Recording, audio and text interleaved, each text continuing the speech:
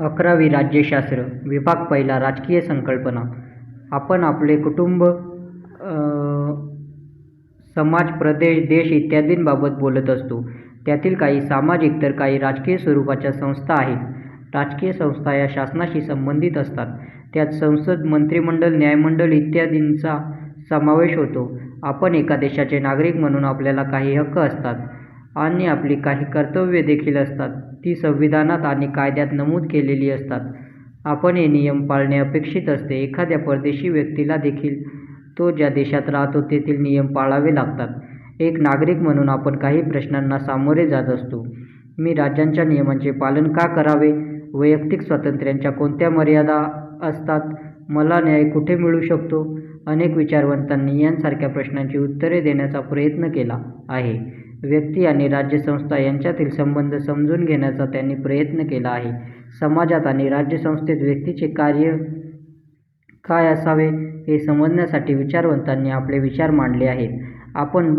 आपण भारतीय विचारवंत पाहिले तर कौटिल्य यांचे राज्यसंबंधाबाबत, महात्मा गांधींचे स्वराज या विचाराबाबत किंवा डॉ. बाबासाहेब आंबेडकरांचे सामाजिक न्याय यांची उदाहरणे देऊ शकतो.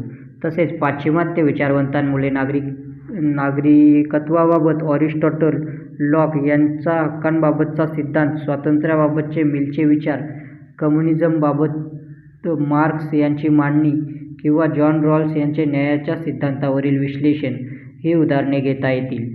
या व इतर विचारवंतांच्या योगदानाच्या आधारेच आपण स्वातंत्र्य, समता, न्याय, लोकशाही इत्यादी संकल्पनांचा अर्थ समजू शकतो. राजकीय विचारांच्या विश्लेषणांच्या आधारेच आपल्याला राजकीय सिद्धांताचा आणि संकल्पनांचा अभ्यास करता येतो. या विभागामध्ये आपण काही महत्त्वाच्या राजकीय संकल्पनांचा अभ्यास करणार आहोत. त्यात स्वातंत्र्य, समता, हक्क आणि न्याय तसेच राष्ट्र व राष्ट्रवाद या संकल्पना आहेत. या भागातील 3 प्रकरणे खालीलप्रमाणे आहेत. प्रकरण 1 राज्य, राष्ट्र, राष्ट्रवाद, राज्य आणि शासन या संकल्पनांवर या प्रकरणात चर्चा केली आहे. या संकल्पनांदरम्यानचे संबंध समजून घेण्याचा प्रयत्न केला आहे. प्रकरण 2 स्वातंत्र्य आणि हक्क. या प्रकरणात स्वातंत्र्य आणि हक्क या संकल्पना सांगितल्या आहेत. या संकल्पना समाजातील व्यक्तींच्या स्थानाबाबत आहेत. प्रकरण 3 समता आणि न्याय. हे प्रकरण समता आणि न्याय यावर लक्ष केंद्रित करते. या संकल्पनांचा संबंध सामाजिक व्यवस्थेशी येतो. या सर्व संकल्पनांची चर्चा भारताच्या संदर्भात देखील केली आहे. 1 राज्य. आपण शाळेत नागरिकशास्त्र आणि राज्यशास्त्राचा अभ्यास केला आहे.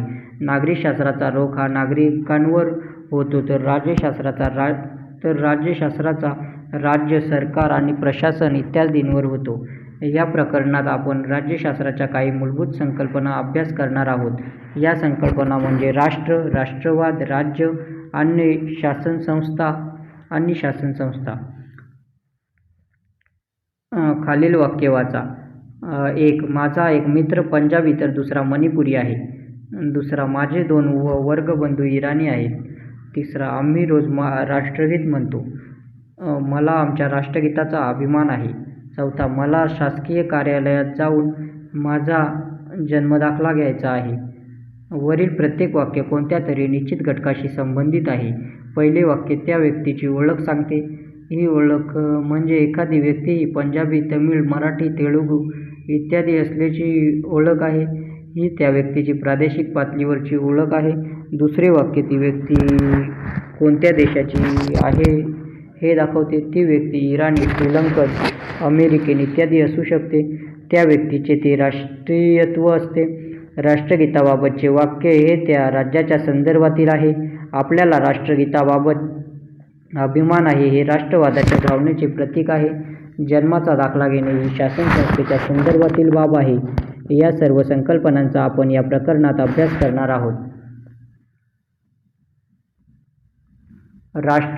राष्ट्र म्हणजे काय? सामाजिक, सांस्कृतिक, राजकीय पातळीवर स्वतःची समान ओळख असणारे लोक आपले स्वतंत्र अस्तित्व निर्माण करण्याचा प्रयत्न करतात तेव्हा त्याला राष्ट्र असे म्हणतात.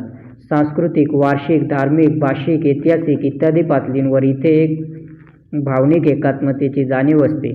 हे लोक एका निश्चित भौगोलिक प्रदेशात राहत असतीलच असे नाही. राष्ट्रांची वैशिष्ट्ये काय आहेत? एक. लोकसंख्या. राष्ट्राला लोकसंख्या असणे आवश्यक असते. या लोकांमध्ये आपापसात काही साम्य असते. हे साम्य भाषिक, वांशिक, धार्मिक तसेच समान ऐतिहासिक किंवा सांस्कृतिक पातळीवरील अनुभवातून येऊ शकते.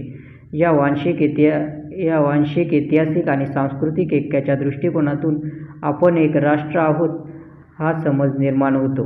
दुसरा. सामुदायिक ऐक्याची भावना. लोकांमधील सांस्कृतिक समानतेतून आपण एक असल्याची मानसिकता निर्माण होते. हा भावनिक पातळीवरचा विचार आहे. त्या समुदायाचा हा दृष्टिकोन आहे. तिसरा. राजकीय वेगळेपण. सामाजिक, सांस्कृतिक, धार्मिक किंवा भाषिक समानता असलेले लोक जेव्हा एका निश्चित भूप्रदेशात राहतात तेव्हा त्यांच्यात आपण राजकीय पातळीवर वेगळे व्हावे ही भावना निर्माण होते. स्वयंनिर्णयाच्या जाणीवेतून हे विचार पुढे येतात. यातूनच राजकीय पातळीवरील स्वशासनाची मागणी निर्माण होऊ शकते. राष्ट्रवाद. भारताला ब्रिटिश वसाहतवादापासून स्वातंत्र्य हवे होते. हा राजकीय स्वयंनिर्णयाचा लढा होता. भारताच्या स्वातंत्र्य लढ्यातून भारतीय राष्ट्रवादाची भावना व्यक्त होत होती. राष्ट्रवाद ही एक प्रकारची राजकीय अस्मिता असते. ते आपल्या राष्ट्रावरचे प्रेम असते. लोक आपल्या राष्ट्राची भावनिक पातळीवर जोडलेले असतात. या बंधनातून त्यांच्यात स्वतःची ओळख आणि अभिमान निर्माण होतो आणि आपल्या राष्ट्रासाठी काहीतरी करण्याची प्रेरणा निर्माण होते. या भावनांचे प्रदर्शन आपल्याला अनेक प्रसंगातून दिसून येते.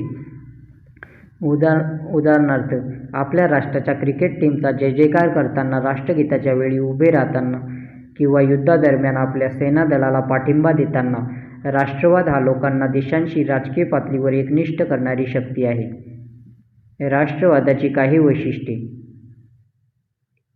1. राष्ट्रवाद ही एक अशी शक्ती आहे की जी एकता निर्माण करू शकते, तसेच ती एखाद्या गोष्टीचा नाश देखील करू शकते. त्याचे प्रागतिक राष्ट्रवाद आणि आक्रमक राष्ट्रवाद असे वर्णन केले जाते. समाजाला एकत्रित करून विकास साध्य करण्याची क्षमता प्रागतिक राष्ट्रवादामध्ये असते, तर आक्रमक राष्ट्रवाद लोकांपुढे तेढ व दुरावा निर्माण करतो. राष्ट्रवाद हा साम्राज्यवाद किंवा वसाहतवाद विरोधी असतो. कोणत्याही क्षेत्रावर परकीय ताबा असण्याच्या तो विरोधात असतो. जगातील स्वातंत्र्याचे लढे या संकल्पनेतून निर्माण होताना दिसून येतात. राष्ट्रवाद हा स्वयंनिर्णयाच्या हक्कांचा पुरस्कार करतो. राष्ट्रवाद विविधतेला प्रोत्साहन देऊ शकतो. भारताला धार्मिक, वांशिक, भाषिक, प्रादेशिक इत्यादींची विविधता दिसून येते. तरीही आपण भारतीय राष्ट्रवादाबाबत बोललो. विविधतेत एकता हा भारताच्या राष्ट्रवादाचा गाभा आहे. राष्ट्रवादाकडे जेव्हा आपण राजकीय दृष्टिकोनातून बघतो तेव्हा त्यांचे वेगवेगळे प्रकार दिसून येतात. पहिला. उदारमतवादी राष्ट्रवाद. उदारमतवादी राष्ट्रवादाचा उगम हा फ्रेंच राज्यक्रांतीत झाला. राष्ट्राध्यक्ष वुड्रो विल्सन यांच्या 14 मुद्द्यांमध्ये देखील हा दिसून येतो. राष्ट्र आणि सार्वभौमत्वाची सांगड राष्ट्रवाद घालून देतो. प्रत्येक राष्ट्राला स्वातंत्र्य आणि सार्वभौमत्वाचा अधिकार आहे, हे उदारमतवादी राष्ट्रवाद मानतो. परंपरावादी राष्ट्रवाद. हा राष्ट्रवाद समाजाला अंतर्मुख करणारा आहे. राष्ट्र आणि समाज यांचे संबंध अतिशय जवळचे आहेत असे तो मानतो. स्वदेशाभिमानाला हा राष्ट्रवाद खूप महत्त्व देतो. प्रसारवादी राष्ट्रवाद. हा राष्ट्रवाद आक्रमक स्वरूपाचा असतो. राष्ट्रीय गौरवासाठी राष्ट्रे आक्रमक होतात आणि साम्राज्य निर्माण करण्याचा प्रयत्न करतात. वसाहतवाद हे प्रसारवादी राष्ट्रवादाचे एक उदाहरण आहे. वसाहतवाद विरोधी राष्ट्रवाद. हा राष्ट्रवाद राष्ट्राच्या स्वातंत्र्य लढ्याच्या संदर्भात बघितला जातो. भारताच्या स्वातंत्र्यादरम्यान भारताने या राष्ट्रवादाचा अनुभव घेतला आहे. राज्य. भारताच्या संविधानाच्या सरनाम्यात सार्वभौम, लोकशाही, प्रजासत्ताक असे शब्दप्रयोग आहेत.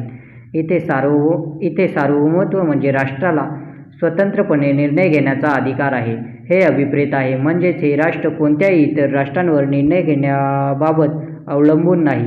हे राष्ट्र स्वतःचे निर्णय स्वतंत्रपणे घेऊ शकते. तसेच त्याला आपले कायदे करण्याचा आणि राज्य करण्याचा अधिकार आहे. जेव्हा एखादे राष्ट्र सार्वभौम होण्याची इच्छा दर्शवते तेव्हा ते स्वयंनिर्णयाच्या हक्कांची मागणी करत असते. राजकीय स्वयंनिर्णयाच्या हक्कांचा आग्रह हा एखाद्या राष्ट्राला राज्याच्या दिशेने घेऊन जातो. एखादे राज्य केव्हा होते? राष्ट्राला राज्याचा दर्जा प्राप्त होण्यासाठी सार्वभौमत्व, स्वतंत्र शासन व्यवस्था, भूप्रदेश आणि लोकसंख्या हे घटक आवश्यक असतात. राज्याला राजकीय समुदाय म्हणून संबोधित केले जाते. राज्याचे अस्तित्व आपल्याला सातत्याने जाणवत असते. शिक्षण, समाज कल्याण, संरक्षण, कायदा आणि सुव्यवस्था यांसारखी कार्ये राज्य करत असते. त्याचबरोबर जन्म मृत्यूची नोंदणी, पॅन कार्ड किंवा आधार कार्ड मिळवणे, लग्नाची नोंदणी यांसारखी वैयक्तिक कार्ये देखील राज्यांतर्फे केली जातात. राज्य हे हक्क प्रदान करते, न्याय देते, समानता ठेवते आणि स्वातंत्र्याची हमी देते. राज्याचे घटक. 1. सार्वभौमत्व. कधीकधी सार्वभौमत्व हा स्वातंत्र्य या शब्दाऐवजी देखील वापरला जातो. सार्वभौमत्व हा कायद्याच्या चौकटीतील शब्द आहे, तर स्वतंत्र या शब्दाचे स्वरूप राजकीय आहे. राज्य हे कायदेशीरदृष्ट्या सार्वभौम असते आणि त्याला स्वतःचे संविधान असते. उदाहरणार्थ, भारत 1947 साली राजकीयदृष्ट्या स्वतंत्र झाला आणि 1950 साली संविधान अंमलात आणल्यानंतर सार्वभौम राज्य झाले. शासन संस्था. प्रत्येक सार्वभौम राज्याला स्वतःची शासन संस्था असणे आवश्यक असते. शासन हे सार्वभौम आणि स्वतंत्र असणे गरजेचे आहे. उदाहरणार्थ, ब्रिटिश राजवटीत भारतात शासन व्यवस्था होती, परंतु ती स्वतंत्र व सार्वभौम नव्हती. म्हणूनच स्वातंत्र्यप्राप्तीच्या आधी भारत हे राज्य नव्हते. राज्याच्या संस्था या सार्वजनिक स्वरूपाच्या असतात. या सार्वजनिक संस्थांमध्ये कार्यकारी मंडळ, कायदेमंडळ व न्यायमंडळ, नोकरशाही इत्यादी शासन व्यवस्थेच्या घटकांचा समावेश होतो. धोरण निर्मितीत कायदे करणे, निर्णय घेणे आणि त्यांची अंमलबजावणी ही जबाबदारी सार्वजनिक संस्थांची असते. आपण सार्वजनिक संस्था आणि खाजगी संस्था यात फरक करतो. खाजगी संस्था या नागरी समाजाचा भाग असतात.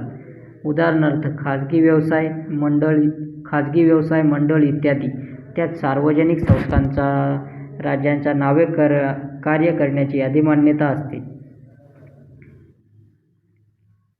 3. भूप्रदेश. राज्याच्या सीमेअंतर्गत असलेला भौगोलिक प्रदेश म्हणजेच भूप्रदेश होय. राज्याला निश्चित भूप्रदेश असणे आवश्यक आहे.